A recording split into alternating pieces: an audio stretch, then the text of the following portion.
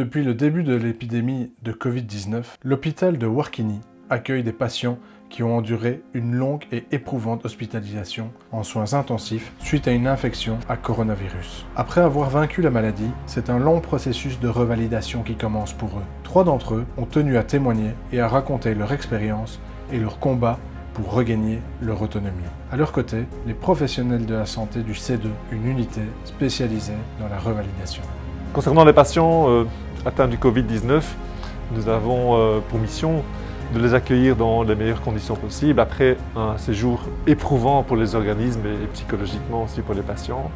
Donc nous les accueillons ici au sein d'une équipe pluridisciplinaire afin de les inscrire dans un programme de prise en charge global pour qu'ils puissent retrouver leur autonomie et retrouver leur domicile au terme de leur séjour.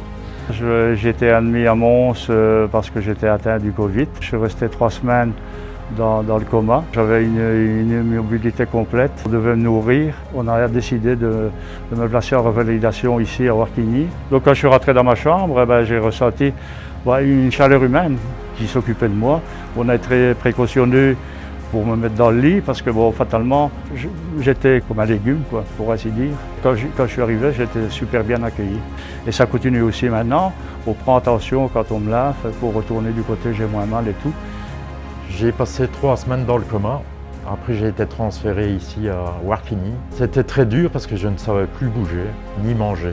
Je suis venu en revalidation avec une équipe formidable, des kinés terribles. Alors, dans ce service, il y a l'ergothérapeute, le kiné, la logopède, la psychologue et les infirmières. Et c'est vrai qu'au début, c'est vraiment dur, Quand on m'a fait marcher la première fois, j'ai vraiment eu très peur de tomber. Ça fait 1 mois et demi que je suis ici.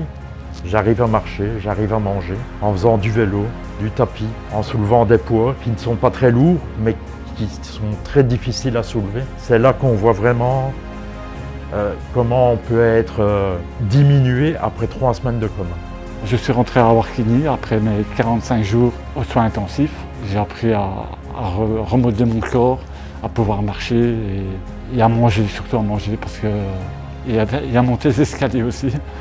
Avant je faisais 3-4 mètres en marchant, mais je devais m'asseoir parce que je n'arrivais plus à respirer. Et aujourd'hui, je sais que c'est pas encore gagné, il y a encore beaucoup à faire, mais il faut y croire et j'ai une volonté de faire. Et je suis capable aujourd'hui de me mouvoir sans l'aide de personne et de rentrer à la maison le plus vite possible.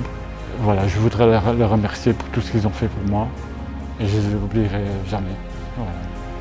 Ce que j'ai à dire aux gens et surtout aux jeunes, beaucoup de gens sont morts et moi j'ai eu de la chance de revenir des enfers. Nous accueillons en ce moment des patients en revalidation post-Covid à la suite de longues hospitalisations en réanimation avec une période d'intubation assez longue.